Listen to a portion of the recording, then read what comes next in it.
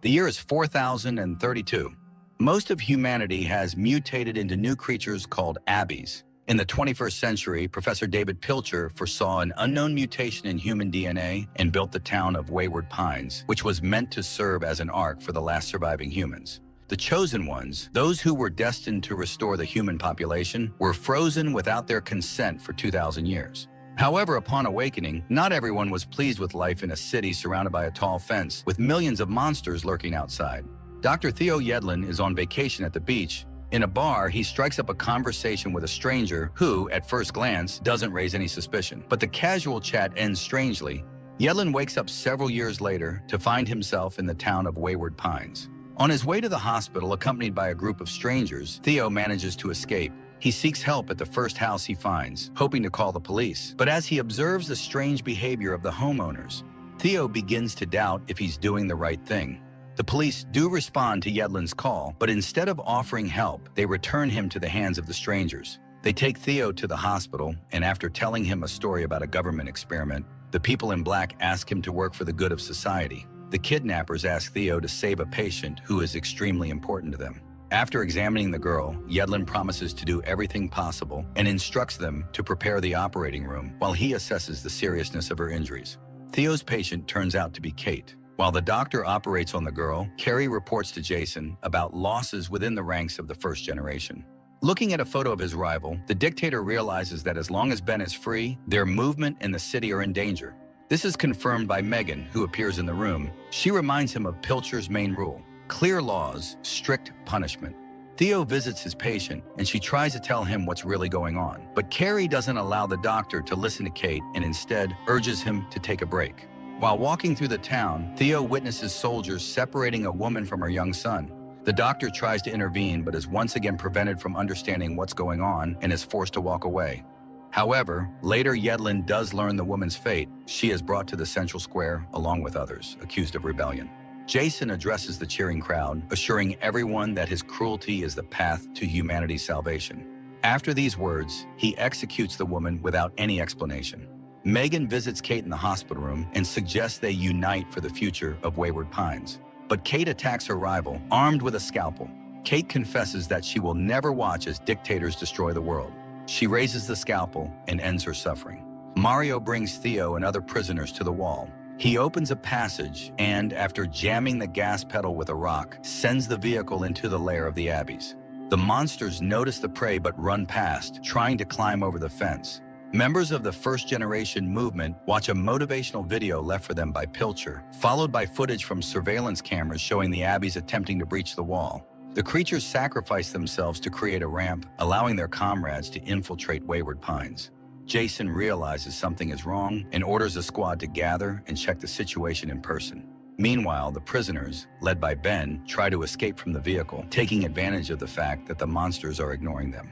Military vehicles approach the wall and soldiers open fire on the abbeys. But despite this, some creatures manage to leap over the barrier and engage in open combat. The first to be injured is Carrie. An abbey slashes open her stomach, and Jason is forced to leave his subordinates to take his companion to the hospital. Very soon, the leader regrets his decision to get rid of Theo. No one is capable of performing the complex surgery and saving the girl. Jason orders the doctor to be found, and several vehicles must drive beyond the wall. Without resisting, Theo jumps into one of them to avoid falling into the hands of the advancing mutants. The leader of the movement asks Yedlin to perform the operation, but Theo refuses to proceed without an explanation of what's going on. Jason is forced to strike a deal with the doctor, promising to return his wife and revealing that aside from Wayward Pines, there are no other humans. The rest of the planet is overrun by abbeys. After the surgery, Carrie regains consciousness. Another problem for the town arises: depleted supplies. Jason asks CJ to prepare for the harvest, which is beyond the wall, but the town must prepare carefully for the encounter with the abbeys. Theo has to come to terms with his new role. He is appointed the head and most likely the only doctor in Wayward Pines. The only thing he disagrees with is the portrait of Pilcher hanging on the wall of his new office. Megan gives a lecture for the teenagers, using an abbey body to show the mutants' weak points. One of the students admits he knows about the attempted breach, but Megan assures him that the only danger to the town is the rebels. Everything else is under control of the authorities. After examining one of the teenagers, Theo informs Jason of serious issues. Due to the food shortage, the health of the residents is at risk. However, the young dictator doesn't appreciate the doctor's tone or his attempts to change the order in Wayward Pines. CJ prepares a team for the harvest. He suggests using fire as protection against the Abbeys, and after a brief briefing, the vehicles drive beyond the wall to bring back the harvest and save the town. The monsters attack immediately as the harvesters appear, but CJ's plan works. The fire scares off the Abbeys, and the group has some time to gather food. One of the soldiers unexpectedly encounters Ben, but the young man refuses to help his old friend, fearing severe punishment for associating with a rebel. The loaded vehicles leave, and Ben doesn't manage to pass through the open gates. He then stands in front of the camera and addresses Jason, stating that all of the leader's actions are the wrong choice in tyranny. Rumors that Ben is still alive reach his mother. Teresa tries to find out details from the soldiers and persuade them to return for the boy, but no one wants to deal with the troublemakers. Ben continues to hide in the dangerous zone, hoping to return to Wayward Pines, but a pack of Abbeys attacks the boy, turning him into a hearty meal. Jason checks the cameras and notices that there are no Abbeys in any of the sectors. The leader celebrates, believing he has driven the monsters out and that the town is now completely safe. But it seems the mutants have a different opinion. Several soldiers are sent on a reconnaissance mission, but they spot nothing except a frightened deer. This pleases Jason greatly, as he is convinced the Abbeys have left. But Carrie sees an unpleasant side to this. If Ben isn't found, the leader will have to answer to the town for the death of one of the first generation. At night, voices are heard in Jason's house, and, loading his weapon, the young man goes downstairs. To his surprise, Pam appears before him. The old woman reminds her protege of everything she taught him. She confesses that she killed her brother only because he tried to save the town through dictatorship and violence. Pam asks Jason to let her stay and help him build a truly bright future and save humanity. Jason agrees to forgive the traitor and takes her to the square to announce his decision to the town. Unbeknownst to Jason, Pam sneaks into the lab where the captured Abbeys are kept. Megan arrives shortly after, but the thief manages to leave without revealing her intentions for coming there. Back at home, Pam plans to use a drug she stole from the lab. Her plan is interrupted by Theo's arrival, but the nurse quickly directs him to the door to get what she came for in the hated town. Megan learns of the stolen drug, but it turns out it wasn't a medicine. Pam had taken a smallpox sample. Meanwhile, Pam attends a meeting in Jason's office. She unexpectedly kisses her protege in a way she never had before and joins the conversation. Dr. Yedlin bursts into the room. He orders everyone to leave without touching anything and avoiding contact with people. The doctor then reveals Pam's plans, and the woman doesn't even attempt to resist. Pam admits that, in her opinion, Wayward Pines should be destroyed. She asks Jason to put an end to this story, but the leader orders the traitor to be arrested. At night, Jason goes on a walk with Pam. He asks his mentor to tell him the end of the story about Wayward Pines, but after receiving an answer that wounds his pride, the dictator kills the old woman. A few days after the Abbey attack, Xander finally wakes up at the bottom of a deep well. There, the young man is found by a mutant, but he manages to defeat the monster and climb to the surface. At a meeting on the problems of Wayward Pines, CJ discusses the need to increase the area of crops. The population is growing, but food is becoming scarcer. Carrie and Megan believe it's too early to address this issue, but Jason supports the farmer and allows him to search for new fields. Xander is quietly approached by a man with a knife. He demands that Xander reveal who sent him and who currently rules the town. The savage himself says he has been here for a very long time. He is the only one from the team Pilcher sent to search for other survivors. Guards notice movement near the wall, and a duty squad is dispatched to the scene. The soldiers recognize Xander, accompanied by the stranger, but let them inside without question. The savage is immediately sent to Dr. Yedlin. Theo tries to find out from the patient if there are other people beyond the wall, but the man only says that the Abbeys are not the enemy. They are the replacement meant to take their place. Jason learns the name of the savage, Adam Hassler. He asks the doctor to tell him everything the patient said, but Theo refuses to disclose the confidential information and suggests the leader speak to the survivor personally. Throughout this time, Hassler struggles to recover. He is constantly haunted by nightmares of Abbey attacks he endured during his months beyond the wall. Finally, the man can no longer take it and decides to leave the hospital, fearing that the mutants will get to him there. The savage escapes into the streets, frightening crowds of townspeople. His hallucinations, in which mutants attack him, intensify, forcing him to find shelter in a deserted alley. There, Adam is discovered by Teresa. She recognizes an old acquaintance and tries to find out if he has seen Ben, but the savage hesitates to tell the woman the truth.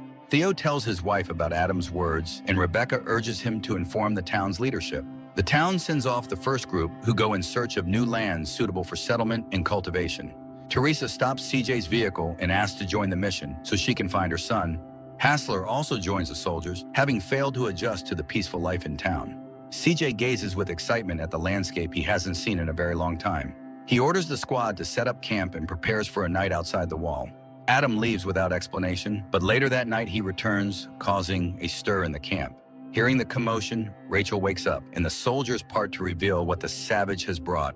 On the ground lies a covered body, and even before she removes the covering, it becomes clear that Ben is underneath it. Rebecca brings Lucy, the girl she's trying to protect from the harsh rules of Wayward Pines, into her home. Upon learning that the girl is to be placed in the breeding program, Theo becomes furious and supports his wife's decision. Frank, Lucy's brother, feels responsible for her rule-breaking. He escapes from the academy and goes for an evening walk, but in the city center, he faces a greater shock, and Abby appears on the town's carousel. The mutant stands tall before the boy, and this is caught on surveillance cameras. Jason orders the main streets to be cordoned off and makes sure no one finds out what's happening. Several armed men come to the boy's aid, but Carrie asks the leader not to destroy this creature. It is the first female Abby they have encountered. Despite attempts to keep the incident a secret, Frank becomes a school hero. Megan studies the new creature and reports to the leadership about the behavioral differences. According to the scientist, the female is much calmer than her counterparts, and the other captive Abbies have also become more peaceful since her arrival. The doctor also shows the Abby's palm. It bears a strange pattern, unlike any scars. Megan believes this pattern might help them learn more about the mutants and eventually eradicate them. A search of the city yields no results. No other creatures are found, nor are there any breaches in the wall. No one can explain how the female managed to enter the city or why she did so. The only explanation that comes to Jason's mind is that the Abbies may have accomplices among the population. Jason turns to Rebecca for help. She designed the city and may know the way the Abbey got inside. Upon learning that a new Abbey has appeared in the lab, Theo requests access to the research. Carrie agrees, but she warns the doctor that not all group members will like this. Naturally, Carrie is referring to Megan. The scientist makes every effort to appear satisfied with the doctor's presence, but she disobeys all of Yedlin's orders and conducts experiments that could harm the mutant. The Abbies have quickly learned the lesson with fire. After making torches, they surround the cornfield and set it ablaze. The creature in the lab at that moment feels everything that is happening to its pack.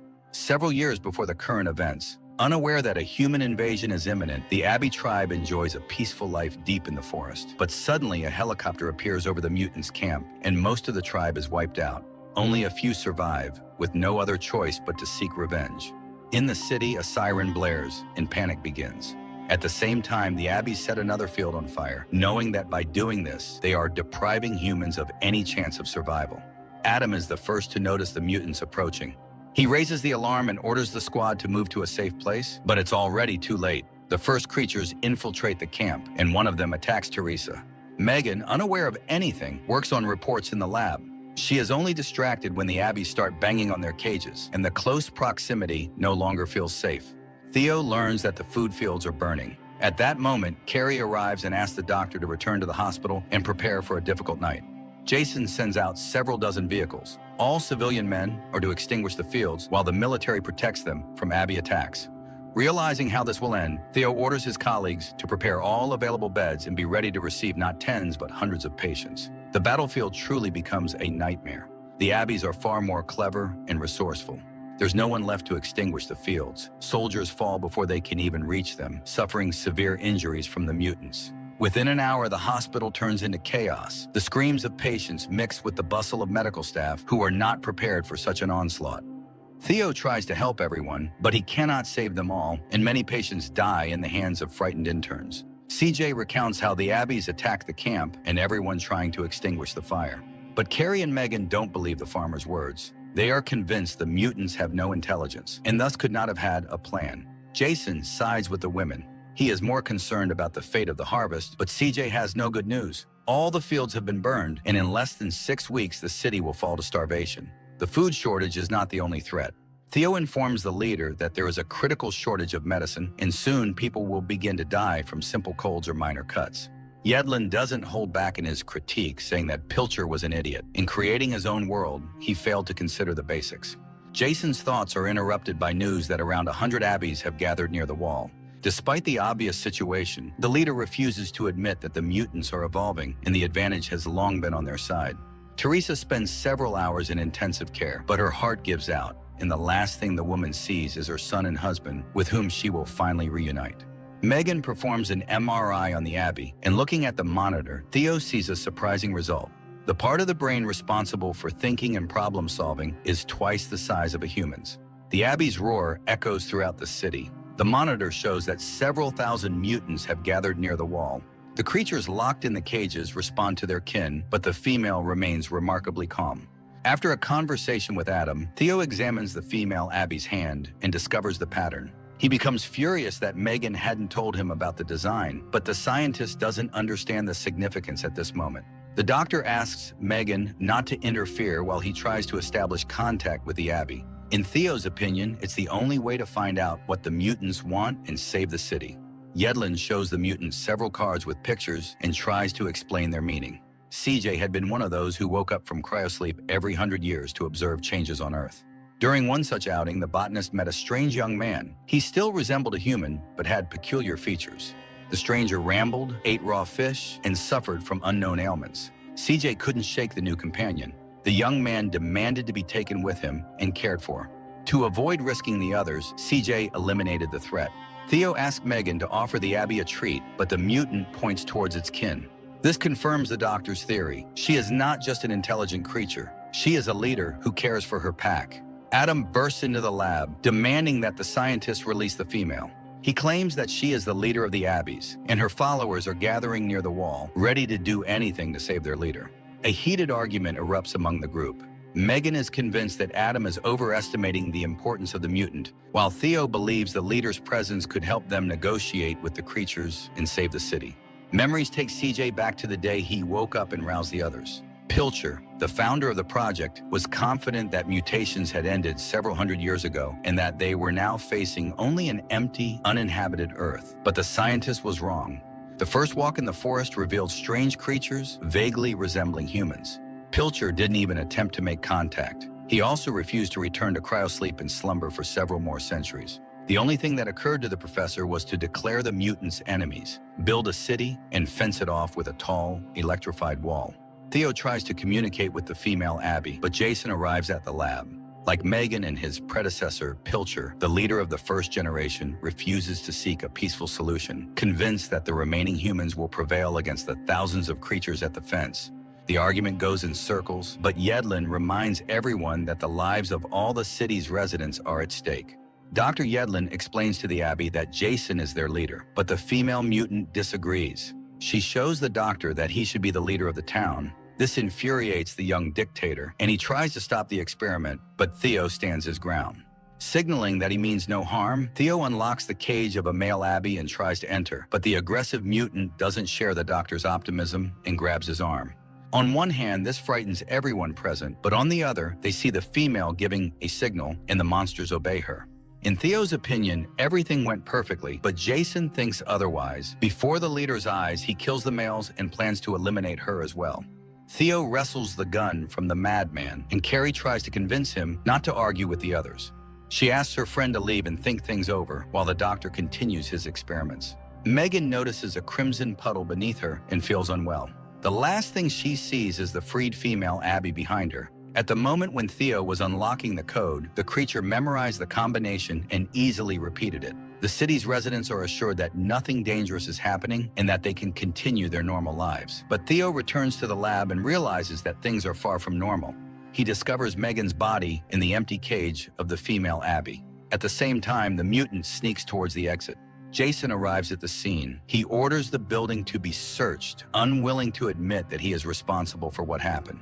The soldiers search every corner of the hospital, including the underground passages, but it's already pointless.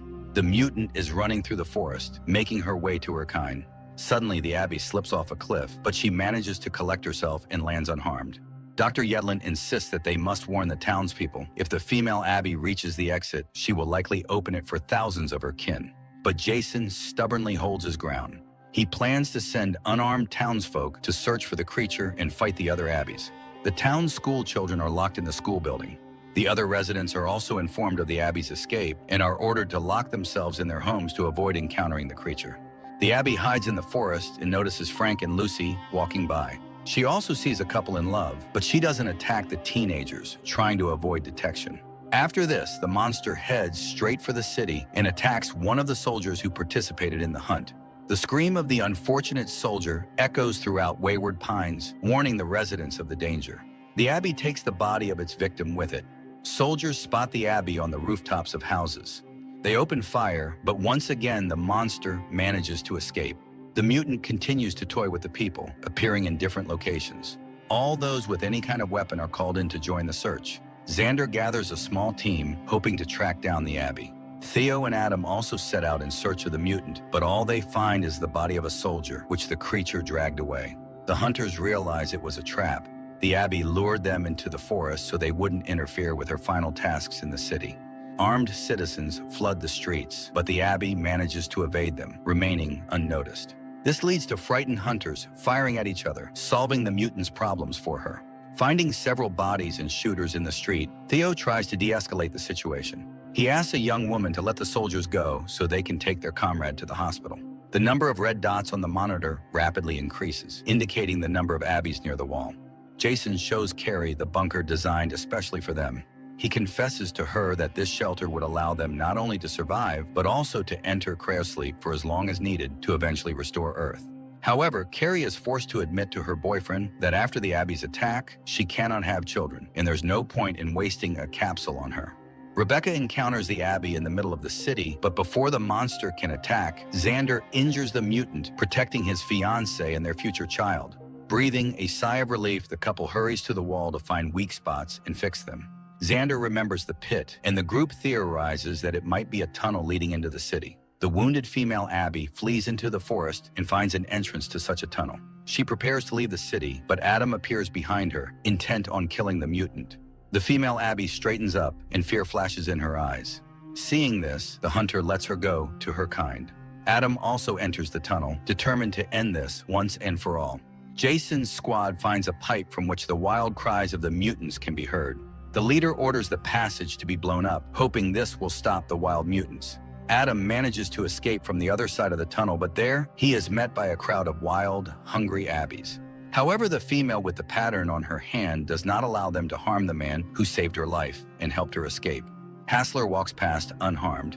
Despite the return of the leader, the crowd of Abbeys does not leave the area around the fence. The Abbey leader reaches the camp and is taken in by caring elders, remembering all those who became victims of humanity. Observing the Abbeys, Carrie sees that the escaped female is getting worse, and her kin gather around to say their goodbyes. But Jason is not moved by this news. He sees no tragedy in the death of an ordinary mutant. Realizing that all the city's problems are caused by the dictator's stubbornness, Theo decides to address the issue and turns to Xander for help, but the men don't have time to discuss things. CJ invites the doctor to an important meeting with Jason. The leader offers two options: surrender and accept their end, or go back into cryosleep. The female Abbey's condition worsens, but her kin don't abandon her. They treat her wound and do everything they can to keep their leader alive. Jason addresses the townspeople, tells them about the Abbey invasion, and gives instructions for the evacuation. This causes unrest, but CJ steps in to calm everyone down, assuring them that the process is completely safe.